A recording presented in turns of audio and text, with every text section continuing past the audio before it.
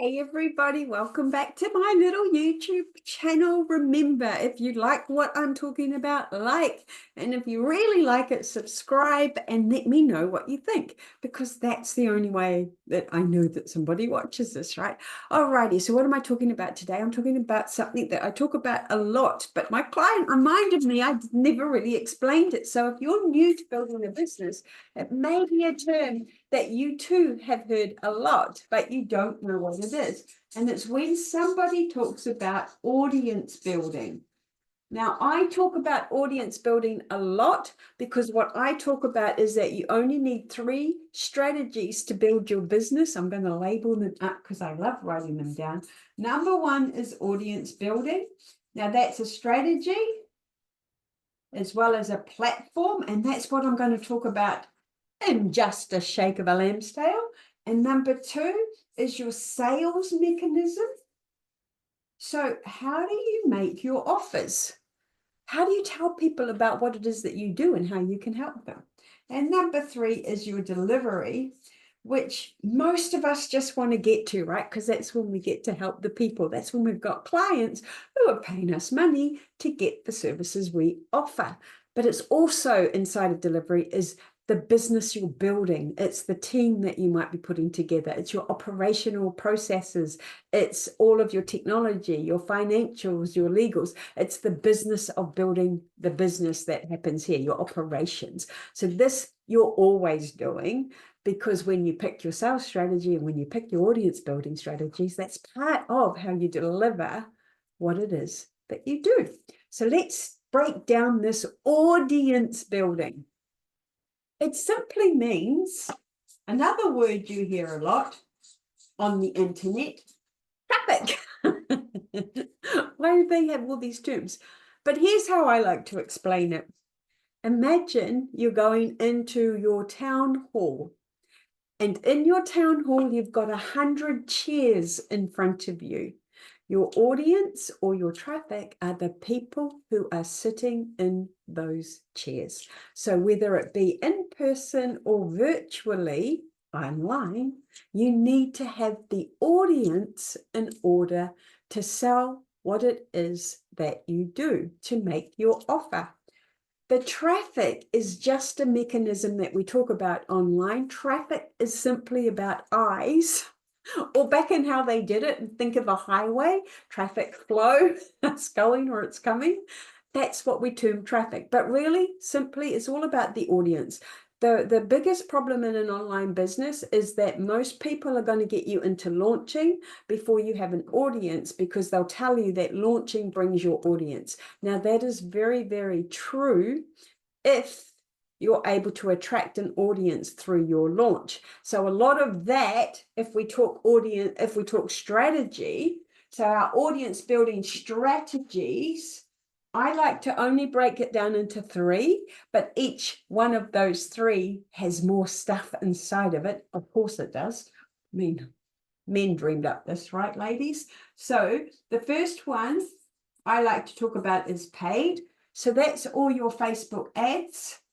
That could be YouTube ads, Google ads, basically any type of ad. It can also be a newspaper ad, go figure. It can also be something in a magazine. It could be a flyer, i.e. something you physically pay for your ability to market what it is you do, or to attract your audience so that people can see it and go, oh, that sounds like something that I might want to be involved in. Now, remember, all of this stuff, oh gosh, another term for you all, ends up in an online business on your email list. That's where we want it. We want people, your audience, to be sitting on your email list. Now, the email list, I have to do another video on that. The email list is just a way for you to group your people together so that you can send them information in what we call a campaign. So it's a big blast.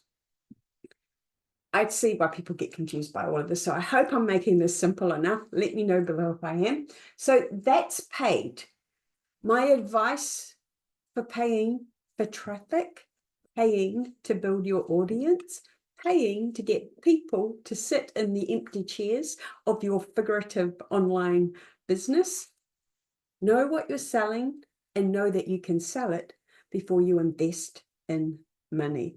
So I prefer you to use the other two strategies to begin with. Organic.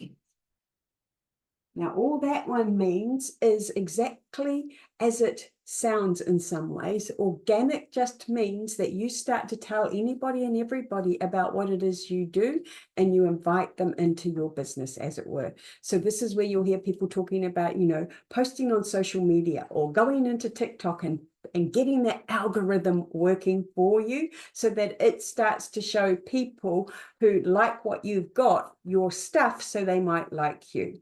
The other way that people will tell you to grow organically online is to go into different groups and communities and start helping, start sharing your information, your wisdom, because people are curious, right? You're curious. You might go Google them and go and find them and start to follow them. Well, that's how this works as well. Organic can be slow, particularly if you don't do it very often. Okay, so like everything, your results depend on the amount of effort you put in. And then the final one, my favorite one, to be honest with you, is collaborative. Now, collaboration is when you work with other people who may be working with your audience, right? So you'll see that I do a lot of things which we call online events or summits, where I interview a whole bunch of people who are serving the same audience as I am, the same ICA, so people who are building businesses online. And we get to collaborate and share our expertise, our knowledge, and our wisdom in this beautiful event, which builds the audience, and the audience can then subscribe to your email list and end up on your list. So that's how you're building your audience. Now, on top of that, we also have the platform. And this one's really easy. The only thing that discerns the platform is that it must be searchable. So it can't be Facebook and it can't be Instagram or TikTok, for example, because although you can search them, the content doesn't last long. It's in a feed, right? It's there and it's gone. 24 hours, 36 hours, whatever you've posted is usually gone. So this is something like a podcast or a blog or a YouTube channel or Pinterest. It's something that's got a much longer shelf life and people will search for it. So I always say to my people, make sure you have an audience building strategy, so paid, organic, or collaborative, along with a platform so that you can raise your visibility. And when your people start to find you, they can see you in a lot of different places. So back to that first analogy I used in the town hall, initially you're going to have 1 or 2 people come and sit in those chairs, and then you're going to have 5 or 10, and then you're going to have 50, and then you're going to have 100, and then before you know it, the town hall isn't big enough, you've got to go to an auditorium, and then the auditorium isn't big enough, you've got to go to a stadium. Think about all of the rock stars, right? They all tell you they start in a small pub and then they go to a hall and then they go to an auditorium, and their stages get bigger and bigger and bigger the more an audience knows about them and can find them. How do they do that? Well, some of it's organic. They go on all of the radio stations, they go on TV, they tell people what they've got, they go gigging. They might pay to be in a gig, or they might collaborate, right? So they might go on stage as one of the early acts for a bigger act.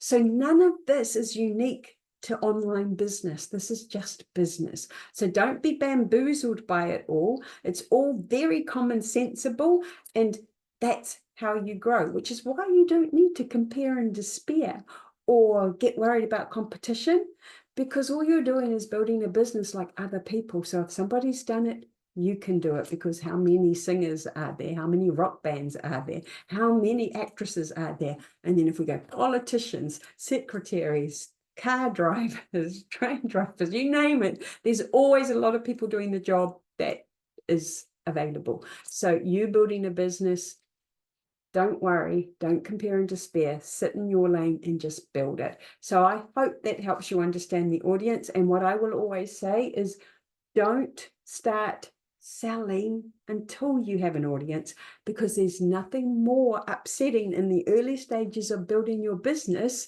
than going into a hall and seeing the seats empty and then making it mean that nobody wants what you've got.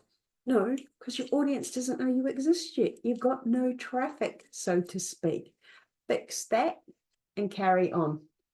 Email list. The reason I'm going to cover that one is because you own your email list. You do not own social media. And to a certain extent, you don't own your audience build platform, but you have control, right? Because, for example, this video that's going on YouTube, I have this video on my environment. So if something happened to YouTube, I could spin it up again. So just be aware of that. These are the important things in the early stages that you need to understand.